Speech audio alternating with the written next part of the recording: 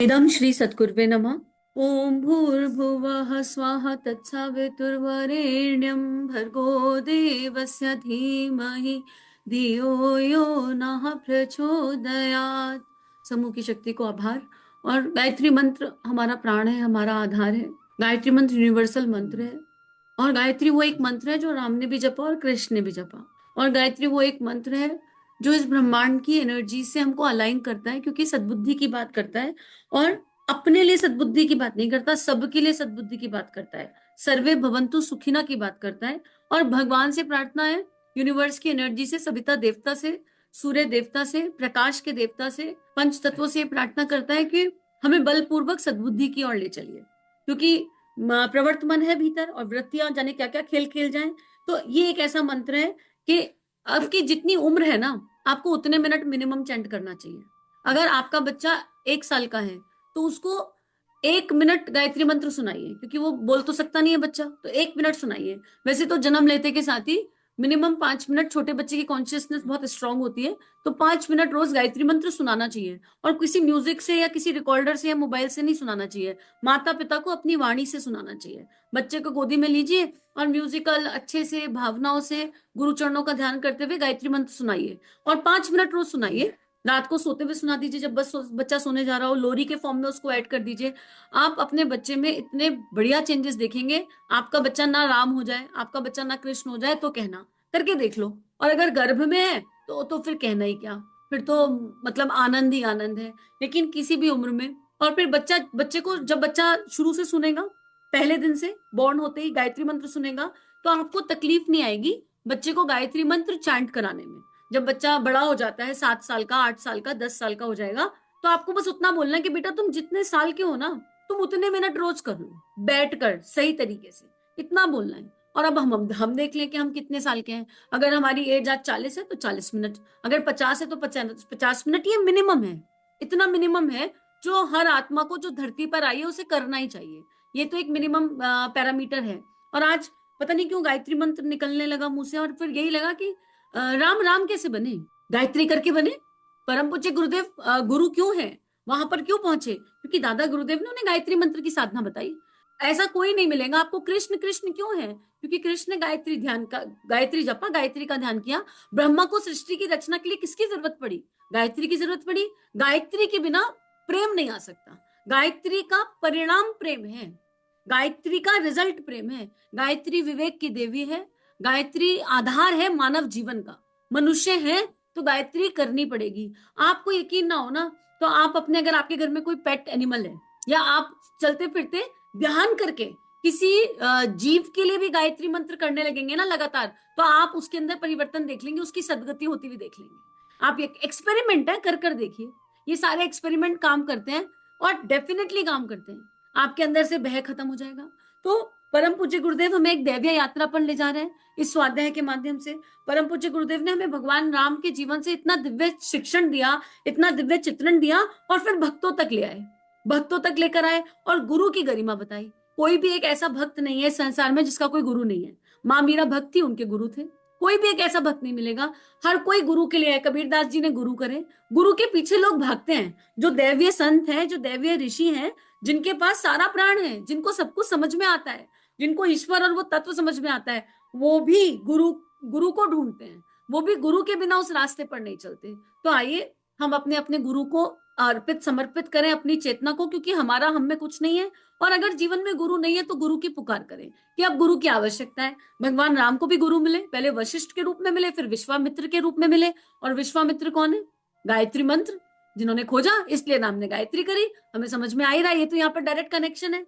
अब गुरुदेव ये कह रहे थे कि भगवान का प्यार कैसा होता है, भगवान का प्यार कैसा होता है। भगवान का प्यार, अभी हमारे पास किसका प्यार है, हमारे पास परम पूज्य गुरुदेव वंदे माँ का प्यार है, वही तो भगवान है। और उन्होंने क्या कहा, उन्होंने कहा उपासना साधना आराधना। जिसने उपासना कर ली वो संत बन गया। उपासना मतलब संत, उपासना इज इक्वल टू संत। जिसने साधना कर ली वो शहीद बन गया, सुधारक बन गया। साधना कर ली वो सुधारक बन गया। और जिसने उपासना और साधना संत और सुधारक के फॉर्म में कर ली, उसकी आराधना में वो शहीद बन गया। अब यहाँ पर शहीद का मतलब ये नहीं है कि फांसी पर लटका दिया जाएगा। यहाँ पर शहीद का मतलब ये है कि सारे अहंकार को भगवान के चरणों में अर्पित करना, जो कल हमें जटायु की कहानी से समझाया जा रहा था और बताया जा रहा था। तो आज डे 17 है इसका, राम का चरित्र हमारा प्रेरणा स्रोत। इसके डे 17 में गुरुदेव क्या बता रहे हैं? गुरुदेव ने कहा कि मैं आपको शहीद बनाना चाहता हूँ। शहीद बनाना चाहता हूँ मतलब संत सुधारक बनाना चाहता हूँ, और शहीद जिसका अहम मैं ले लूं। मैं आपका अहम लेने के लिए तैयार हूँ। बाहें फैलाए अपना अहंकार मुझे दे दो, फिर जो तुम में बचेगा वो मेरे काम आ जाएगा। अहम देने के बाद जो हमारे अंदर बचेगा वो केवल प्रेम होगा, समर्पण होगा, सद्भावना होगी, करुणा होगी। और वो कहां से होगी? उस स्रोत की होगी। अपना कुछ नहीं होगा, क्योंकि अपना तो चला गया, अहम तो दे दिया। अपना कहने के लिए कुछ बचेगा ही नहीं। ना ये देह अपनी रहेगी, ना ये मन विचार बुद्धि अपनी रहेगी, कुछ भी अपना नहीं रहेगा, और इष्ट देह से काम करने लगेगा। भाई इसी में गुरुदेव हनुमान जी की कहानी बताते हैं। गुरुदेव कहते हैं, मित्रों, हनुमान जी भगवान राम के भक्त थे। भक्त भगवान के मूड में नहीं रहता, भक्त भगवान के सहायक होते हैं। भक्त मांगने के मूड में नहीं रहता, भक्त भगवान के सहायक होते हैं। वह अपने लिए मकान, रोटी, कपड़ा या अन्य किसी चीज की चाह नहीं करते। उसका तो हर परिस्थिति में भगवान का सहयोग करना एकमात्र लक्ष्य होता है।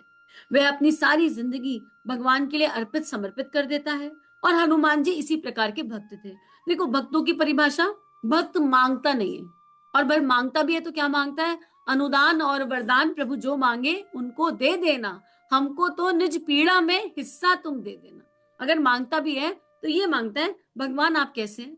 जो भगवान आपकी हम कोई सहायता कर सकते हैं क्या? हम मानव देह में आए हैं क्या? हम आपके किसी काम आ सकते हैं क्या? आपने मानव देह में हमें भेजा है। तो भगवान से रोटी, कपड़ा, मकान नहीं मांगता। कोई दुख आ जाए, कोई तकलीफ आ जाए, कोई चैलेंज आ जाए, तो भी भगवान से शिकायत नहीं करता। जो शिकायत करे वो भक्त नहीं हो सकता, जो शिकायत करे वो ज्ञानी नहीं हो सकता। जो शिकायत करे या जिसकी कोई कामना या इच्छा अधूरी हो गई, उसके पास अध्यात्म का सही तत्व आया नहीं। इसका ये मतलब नहीं है कि हमें मांगना नहीं है। अगर कोई इच्छा जन्म ले तो उसको स्वीकार करो, उसको स्वीकार करो, उसको स्वीकार करके ईश्वर के चरणों में रख दो कि प्रभु ये अब मानव देह है, वृत्ति है, ये इच्छा आ गई। अब आप इस इच्छा को या तो ट्रांसफॉर्म कर दो, या तो इसको बदल दो और बदल कर दैवीय कार्य में लगा दो, या इसको गला दो और या इसको पूर्ण कर दो। आप क्या करोगे हमको नहीं पता, ये आप देख लो। ये समर्पण कहता है। तो अपने भीतर की हर वृत्ति को स्वीकार करना पड़ेगा। और जब बात हनुमान जी की आती है तो मुझे एक बात बहुत मजेदार लगती है, और ये हम अपने सत्संग सेशन में कई बार कर चुके, और इसको यहाँ रिपीट करने में भी उतना ही आनंद है। जितनी बार इस बात को करो उतनी बार आनंद आता है। ऐसा लगता है कि हनुमान जी की सबसे बढ़िया बात क्या थी? एक तो हनुमान जी वीरभद्र आसन में रहते थे। वीरभद्र आसन का मतलब रेडी टू गो। राम ने आवाज लगाई और राम ने बस कहा हनु, हा हा कहेंगे और हनुमान जी भाग लेंगे। हनुमान राम को पूरा बोलना नहीं पड़ेगा, he is always ready to go. दूसरा, हनुमान जी ने जीवन भर क्या किया? 4 काम किए राम जी के, केवल ध्यान से देखा जाए। और 4 काम करके वो भक्त शिरोमणि बन गए। कैसे बन गए वो भक्त शिरोमणि? 4 काम करके। और वो 4 काम क्या थे भाई? बचपन देखो तो हनुमान जी एक ऐसे उदंडी बालक थे जो सूर्य को निगल गए। देखिए दिव्यता। सारे भगवान जी परेशान हो गए, कहते ला इसकी स्मृति ले जाए। हनुमान जी की स्मृति लेनी पड़ी कि जब करेगा राम का काम तब दे देंगे, अभी के लिए तो भाई तू शांत बैठ। तो इतना दिव्य बालक जो सूर्य को निकल जाए, लेकिन क्योंकि ऊर्जा को दिशा नहीं मिली, चैनलाइज नहीं थी एनर्जी, क्या करना है उस एनर्जी का वो पता नहीं था, इसलिए भगवान को उस एनर्जी को सुलाना पड़ा, स्मृति को हटाना पड़ा। ऐसे ही हम लोग हैं। हमारे पास कई बार, हमारे बच्चों के पास एक्सट्रीम एनर्जी होती है, और वो बहुत बहुत मस्ती कर रहे होते हैं, बहुत खेल रहे होते हैं, और हम समझ नहीं पाते, और हम उन्हें डांट देते हैं। डांटिए मत, ये जान जाइए कि आपके बच्चे में एक्स्ट्रा एनर्जी ईश्वर की दी हुई है। उस एनर्जी को चैनलाइज करवा दीजिए, उस एनर्जी को सही दिशा दे दीजिए, उस एनर्जी को ट्रांसफॉर्म कर दीजिए। अब स्मृति तो आप ले नहीं सकते, तो बच्चे की जैसी एनर्जी है उसको स्पोर्ट्स में लगा दीजिए, बच्चे को साधना में लगा दीजिए। उसकी वृत्ति देखिए कि वो बैठ सकता है या वो कूदना फिरना चाहता है। बच्चे को क्रिकेट खिलाइए, फुटबॉल खिलाइए, बैडमिंटन खिलाइए, एनर्जी चैनलाइज हो जाती है अगर बच्चा इस तरह जाएगा। और उसको बताइए, उसको ये मत कहिए तुम शैतान हो, तुम उद्दंड हो, तुम खराब हो, तुम बहुत शैतानी करते हो। नहीं, देखो गंदी बात और शैतानी में अंतर होता है। बच्चे शैतानी मतलब नॉटी, अरे बच्चे नहीं करेंगे तो कौन करेगा शैतानी? हम और आप करेंगे क्या? गंदी बात होती है, बच्चों को कहो बेटा गंदी बात और शैतानी में फर्क है। गंदी बात वो है जिसमें तुम्हारा और किसी का नुकसान हो रहा हो, तो तुम ऐसा कोई काम नहीं करोगे जिसमें तुम्हारा, किसी का या घर का नुकसान है। और शैतानी बच्चा नहीं करेगा तो कौन करेगा? अरे बच्चा तुम्हारे सोफे पे थोड़ा कूद गया तो क्या हो गया? सोफा टेम्परेरी है, बच्चा परमानेंट है भाई। काहे को तुम्हें सोफे की ज्यादा फिक्र हो जाती है उस टाइम? है खराब हो जाएगा, है ऐसा हो जाएगा, है वैसा हो जाएगा। बच्चे ने थोड़ा डबल बेड पे उधम मचा लिया तो क्या हो गया? तुमको चादर ही तो दोबारा बिछानी पड़ेगी। क्या दिक्कत है भाई? काहे को उसको टोक रहे हो, काहे को उसको डांट रहे हो? उतरो। आपको काहे जेंटलमैन बनाना है 2 3 4 साल की उम्र में? तू बनाना है, बड़े होके अपने आप जेंटलमैन बन जाएगा भाई।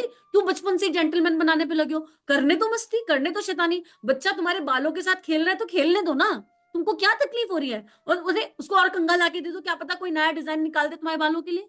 हमको हर बात से दिक्कत है बच्चे की, हर बात से समस्या है बच्चे की।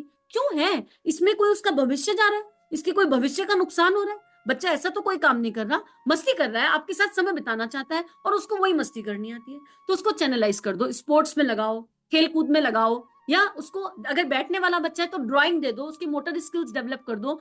ये आपको देखना है कि आपके बच्चे का गुण कर्म स्वभाव क्या है और उसकी एनर्जी को चैनलाइज करना है। बिल्कुल नहीं कहना कि तुम हर समय शैतानी करते हो, तुम हर समय गंदी बात करते हो। अगर हनुमान जी को भी यही कहा जाता तो कहाँ सूर्य तक पहुंच जाते? नहीं पहुंच पाते सूर्य तक। हनुमान जी को उनके माता पिता ने फुल स्पेस दिया, बेटा तुम करो जो तुमको करना है करो। सूर्य तक पहुंच गए, और जब सूर्य तक पहुंच गए तो भगवान ने गोद ले लिया। भगवान ने कहा हम ही संभाल ले, माता पिता तो बहुत दिव्य है, वो तो कुछ कह नहीं रहे, हम ही देख लेते हैं। तो भगवान की गोदी मिल गई और सारे भगवान जी ने मिलकर आशीर्वाद दे दिया। स्मृति एक तरफ रख दी और अनंत आशीर्वाद दे दिए। आप देखिए, और जो किया उसका दंड भी पाया। हनुमान बने क्यों? होडी पर ब्रज लगा तो हनुमान बन गए मारुति। मारुति थे, हनुमान में बदल गए, लेकिन भगवान के बच्चे बन गए। तो हमें अपने बच्चों को भगवान का बच्चा अगर बनाना है तो उनको गायत्री जपवाना है। 5 मिनट गायत्री सुनाइए, सुनाइए, नियमित सुनाइए। सोते सोते बच्चे के मन में, बच्चे के साथ गाइए। आपका बच्चा जब पहली चीज बोलेगा ना तो गायत्री मंत्र बोलेगा। उसके बाद बच्चे को शैतान मत कहो, उद्दंडी मत कहो, बेवकूफ मत कहो, पागल मत कहो। ये शब्द अच्छे नहीं है, ये हीनता डेवलप करते हैं, ये बच्चे के अंदर, बच्चे के आत्मविश्वास को खत्म कर देते हैं। हनुमान जी का नहीं किया गया। उसके बाद क्या हुआ? अब हनुमान जी बड़े हुए और राम राम राम, उनकी तो चेतना में राम था। और आप गायत्री करेंगे तो आपके बच्चे की, हमारे बच्चों की चेतना में गायत्री बस जाएगी। आप माता पिता की ड्यूटी है, आप करके देख लीजिए चैंटिंग, गायत्री बस जाएगी। अब क्या हुआ? वीरभद्र आसन में रहते हैं। काम क्या किए? जब राम मिल गए तो 4 काम किए। एक लक्ष्मण जी को बचाया, एक लगाई छलांग, और एक लंका जलाकर आए, और एक क्या किया? लक्ष्मण जी को बचा के छलांग लगाई, और हाँ, दिल चीर के दिखा दिया कि उसमें राम बसे। और बाकी क्या किया? केवल राम का नाम लिया हनुमान जी ने। बाकी पूरे जीवन बस राम राम राम राम राम राम का जप किया। आप करके देख लो, आप ईश्वर का जप करके देख लो लगातार, ईश्वर आपकी देह से अपना काम करा लेंगे। हम ईश्वर का, गुरु का नाम नहीं लेते, गुरु का जप नहीं करते, ये कह देते रहते हैं हमें आपका काम करना है, हमें आपका काम करना है, हमें आपका काम करना है। मत गाओ ये गाना, हमें आपका काम करना है। काहे को गा रहे हो ये गाना? मत गाओ। हनुमान जी जैसी चेतना को 4 काम मिले, तो हमको अगर छोटे छोटे काम मिल रहे हैं तो कितनी बढ़िया बात है। जो मिल रहा है उसे तो अच्छे से करें। हमें छोटे छोटे काम मिले, जैसे ये छोटा काम, ये काम दिखते छोटे हैं पर होते बहुत बड़े, दिखते छोटे हैं पर होते बहुत बड़े हैं। मैं आपको एक एग्जाम्पल शेयर करके इस सेशन को, इस स्वाध्याय को क्लोज करती हूँ। हम लोगों को एक काम मिला। क्या काम मिला? टेक्नोलॉजी का उपयोग करो। भाई क्या उपयोग करें टेक्नोलॉजी का? सोचने लगे तो ऐसी अंतर से प्रेरणा आई, गुरु जी की प्रेरणा मानी कि व्हाट्सएप पर ऑडियो जा सकते हैं। तो अब सब लोग व्हाट्सएप ऑडियो पर गायत्री मंत्र रिकॉर्ड करके भेजो। तो हमें लगा कुछ अच्छा भेजोगे और यूनिवर्स के मंगल के लिए भेजो।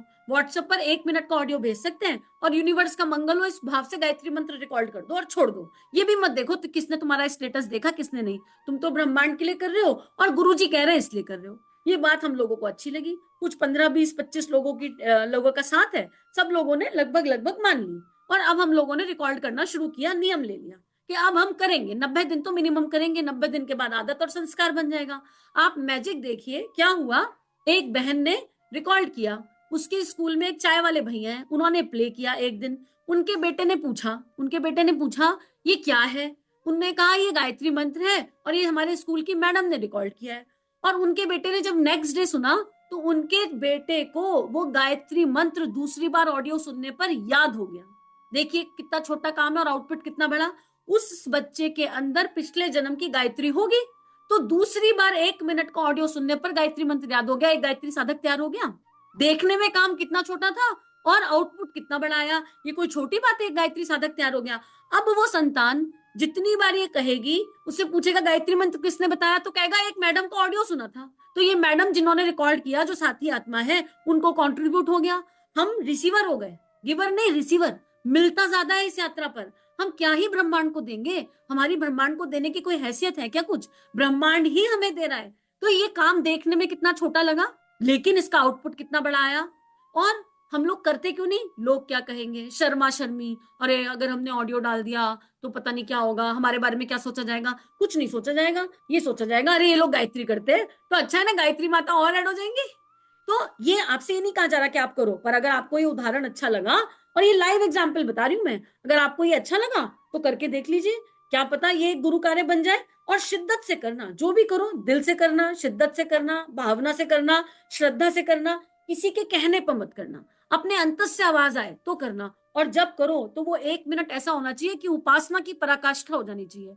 आंख बंद करके पूरा हृदय से निकल रहा है गायत्री मंत्र, और पूरे ब्रह्मांड में, पूरे पंच तत्वों में फैल रहा है, और पूरे विश्व का मंगल कर रहा है ये भाव, और 1 मिनट का ऑडियो आप करके देख लीजिए 90 दिन, क्या पता कोई परिवर्तन आ जाए। तो आज के लिए इतना ही। हनुमान जी की बात को कल आगे कंटिन्यू करेंगे, क्योंकि हनुमान जी के जीवन से सीखने के लिए बहुत कुछ है। इतने दिव्य भक्त, इतने दिव्य भक्त कि उनका नाम लेते ही आनंद आ जाता है, और हम तो कहते हैं उन्हें शिवांश भैया। तो हमें तो हनुमान जी में शिव का अंश दिखता है, तो शिवांश नाम भी बहुत पसंद है उनके लिए। तो सभी को बहुत बहुत प्रणाम, समूह की शक्ति को बहुत बहुत प्रणाम, और इस भावना को विश्व ब्रह्मांड में फैलाने के लिए आप सभी को कोटि कोटि आभार। सभी अपना ध्यान रखिए। चलिए समाज में कुछ अच्छा बांटे। अगर ये वीडियोस आपकी लाइफ को कंट्रीब्यूट कर रहे हैं, ये भावनाएं आपके हृदय को स्पर्श कर रही हैं, तो इन भावनाओं को विश्वव्यापी बनाने में हमारी सहायता कीजिए। चैनल को लाइक कीजिए, सब्सक्राइब कीजिए, और पूरे विश्व में इस चैनल को पहुंचा दीजिए, ताकि संतों की लेखनी से जन जन का कल्याण हो सके। जय हिंद, जय भारत।